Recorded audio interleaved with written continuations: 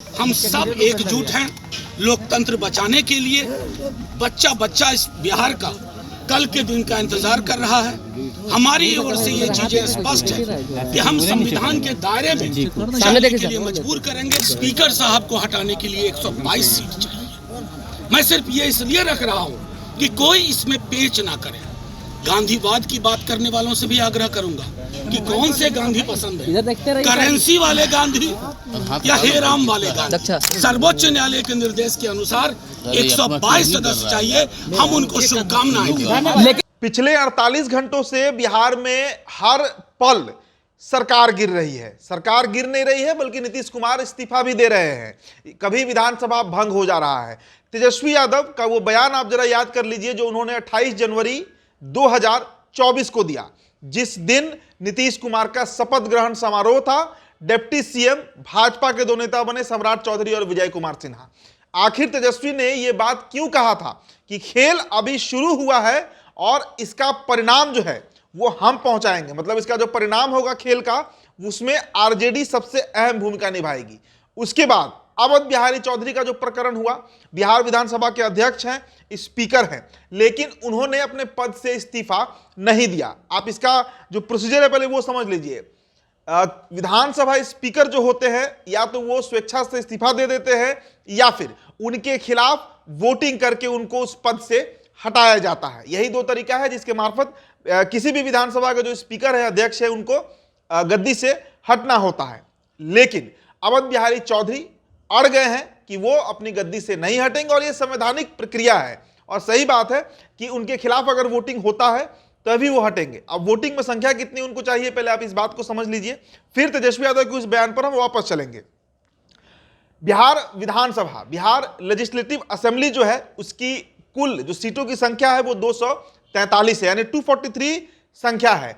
बहुमत का आंकड़ा क्या होगा? 121 + 1 मतलब 50% + 1 वोट, यही चाहिए मेजॉरिटी के लिए। तो ऐसे में 122 की जो संख्या है विधायकों की, वो जिधर जाएगा उधर सरकार बनेगी, जिसके खिलाफ वोट करेगी उसके सरकार जो है वो गिर जाएगी। अब स्पीकर को हटाने के लिए जिस प्रस्ताव को लाने की बात कही जा रही है वो कल यानी 12 फरवरी को आना है और उस पर वोटिंग होगा। वोटिंग में अगर 122 विधायक उनके खिलाफ वोट कर देते हैं तो स्पीकर को कल ही अपने पद से हटना होगा। अब देखिए खेल कहां पर है। आप खबरों में सुनते होंगे कि पार्टी ने व्हिप जारी किया अपने विधायकों के लिए। व्हिप होता क्या है कि वो अनिवार्य रूप से विधायकों को मीटिंग में, जो पार्टी की मीटिंग होती है उसमें आना होता है। जैसे उदाहरण के तौर पे आप समझिए, आज विजय चौधरी के आवास पर भोज का आयोजन किया गया है जनता दल यूनाइटेड की तरफ से। जेडीयू जो है उसने अपनी पार्टी के सभी विधायकों के लिए व्हिप जारी कर दिया है, मतलब जेडीयू के जो 45 विधायक हैं उन सभी को अनिवार्य रूप से उन्हें पहुंचना होगा विजय चौधरी के यहां। अगर वो नहीं आते हैं तो फिर पार्टी उन्हें पार्टी से निकाल भी सकती है, आयोग भी घोषित कर सकती है, कई तरह के मामले सामने आ सकते हैं। मतलब विधायक के खिलाफ एक्शन लेने के लिए पार्टी जो है वो अधिकृत हो जाएगी। अब स्पीकर के खिलाफ जो वोटिंग होना है या उनके पक्ष में जो वोटिंग होना है उस प्रकरण में पार्टी व्हिप जारी नहीं कर सकती है और यहीं पर खेल है। मतलब स्पीकर के खिलाफ अगर कल 122 वोट नहीं पड़ते हैं तो स्पीकर अवध बिहारी चौधरी जो है वे अपने पोस्ट पर रिटेन कर जाएंगे, मतलब वो स्पीकर पद से नहीं हटाए जाएंगे और ऐसे स्थिति में बिहार की सरकार अपने आप गिर जाएगी। यही कारण था कि तेजस्वी यादव ने कहा था 28 जनवरी को कि खेल नीतीश ने शुरू किया है लेकिन इसे अंत तक हम पहुंचाएंगे और यही खेल है। स्पीकर जो है उनके खिलाफ 122 मतों की जरूरत है हटाने के लिए। अब विधायकों के तोड़फोड़ पर हम आते हैं।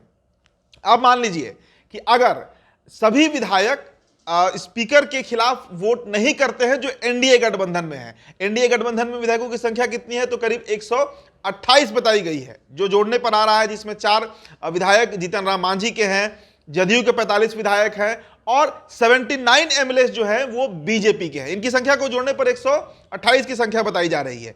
अब जो खबरें निकलकर सामने आ रही है कि बीजेपी के 4 ऐसे विधायक हैं जो स्पष्ट तौर से इस बात को कह चुके हैं, जिनमें नरकटियागंज से विधायक रश्मि वर्मा का नाम चल रहा है, लौरिया विधायक विनय बिहारी का नाम चल रहा है, 2 और विधायक हैं जिनके नाम सामने नहीं आए हैं लेकिन उन्होंने भी ये बात कंफर्म कर दिया है कि वो किसी के पक्ष में या किसी के खिलाफ वोट नहीं करेंगे।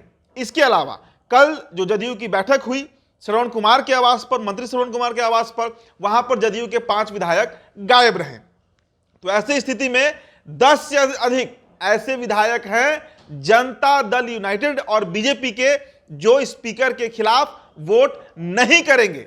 ये बात पक्के तौर पर निकलकर सामने आ रही है। तो 128 की जो संख्या है उसमें से अगर आप 10 हटा दे रहे हैं, 10 मिनिमम है, मतलब कम से कम 10 विधायक तो ऐसे हैं ही जेडीयू और बीजेपी के जो एक तरफा वोट स्पीकर के खिलाफ नहीं करने जा रहे हैं। यह संख्या 12, 14, 15, 20 तक जा सकता है।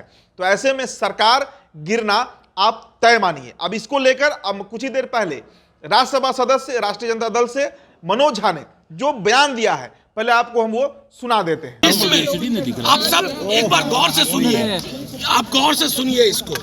उसमें कहा गया है कि जितने भी सदस्य हैं उसका मतलब होगा इनको हटाने के लिए दोनों हाथ से पकड़ो कि जिनके सीट वैकेंट नहीं है उन सब के आधार पर गणना होगी। तो 243 में संविधान के हिसाब से, हालिया जजमेंट के हिसाब से, अरुणाचल और महाराष्ट्र के हिसाब से स्पीकर साहब को हटाने के लिए 122 सीट चाहिए। मैं सिर्फ ये इसलिए रख रहा हूं कि कोई इसमें पेच ना करे। गांधीवाद की बात करने वालों से भी आग्रह करूंगा कि कौन से गांधी पसंद है, करेंसी वाले गांधी या हेराम वाले गांधी। करेंसी नोट पे छपे गांधी के प्रति अगर सम्मान है तो आप वही करेंगे जो करते आए, लेकिन अगर गांधी है तो आपको ये तय करना होगा कि ये फैसला इसी हिसाब से होगा। और हम सब एकजुट हैं लोकतंत्र बचाने के लिए। बच्चा बच्चा इस बिहार का कल के दिन का इंतजार कर रहा है। हमारी ओर से ये चीजें स्पष्ट है कि हम संविधान के दायरे में जाने के लिए मजबूर करेंगे। सुप्रीम कोर्ट के जजमेंट के आलोक में चीजें चाहेंगे और सुप्रीम कोर्ट के आलोक में निर्णय होगा। हमारा पूरा विश्वास है, क्योंकि पहला अभिभाषण के बाद कार्यावली में पहली चीज स्पीकर साहब के खिलाफ अविश्वास प्रस्ताव है। उसके संदर्भ में मैंने दोनों जजमेंट का जिक्र कर दिया। 179C का इंटरप्रिटेशन जो है वो कर दिया। दोनों जजमेंट की कॉपियां आपको दिखा दी।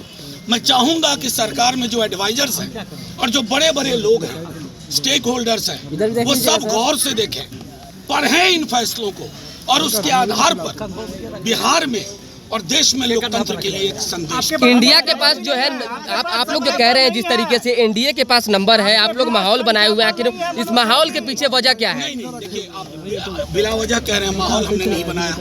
आप विधायकों को आपने रुकवाया है ना? हम तो कम से कम कार्यशाला के नकली नाम से नहीं ले गए। हम तो अपने विधायकों, हम तो उनमें से नहीं जिनके यहाँ भोज में लोग नहीं पहुंचे। हमारे सारे विधायक, महागठबंधन दल के सारे नेता हैं, सब मेरे साथ खड़े हैं। ऐसी एकजुटता है और वो एकजुटता मैं इसलिए तो आपको संदेश मैंने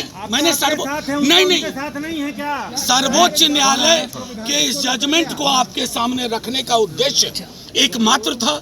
आप लोग कुछ भी इसका इंटरप्रिटेशन करें। सरकार को अविश्वास प्रस्ताव स्पीकर पर पास कराने के लिए सर्वोच्च न्यायालय के निर्देश के अनुसार 122 सदस्य चाहिए। हम उनको शुभकामनाएं दें। लेकिन आप लोग जिस तरीके से मनोज झा जी विधायकों को, मनोज झा जी क्या आप, अखिलेश जी इधर आइए, अखिलेश जी। तो मनोज झा के बयान से भी आप इस बात को स्पष्ट तरीके से समझ लीजिए कि इशारा मनोज झा का वही है कि सरकार बने ना बने बिहार में आरजेडी की, कांग्रेस की, वाम की, लेकिन यह तय है कि तेजस्वी यादव इस सरकार को गिराना जरूर चाहेंगे। और इसका एक बड़ा सकारात्मक मैसेज देश में भी जाएगा, खासकर इंडिया गठबंधन जो एक नया गठबंधन बना 26 दलों को एक मंच पर लाकर, उसमें एक बड़ा ही सकारात्मक मैसेज, एक पॉजिटिव मैसेज जो है वो जरूर जाएगा कि नीतीश ने हमको दगा दिया तो हमने भी नीतीश से अपना बदला पूरा कर लिया। और यही कारण है कि स्पीकर भी अडिग हैं, तेजस्वी भी अडिग हैं, आरजेडी कॉन्फिडेंस में है और तेजस्वी यादव के आवास के अंदर पार्टी चल रहा है। तो कल का दिन बिहार के इतिहास में दर्ज होगा। स्पीकर अगर अपने पद से नहीं हटाए गए, बीजेपी और जदयू के दर्जन भर विधायक अगर उनके खिलाफ वोट नहीं करते हैं। फिलहाल इस रिपोर्ट में इतना ही। मेरा नाम उदित तारन है, बहुत बहुत शुक्रिया।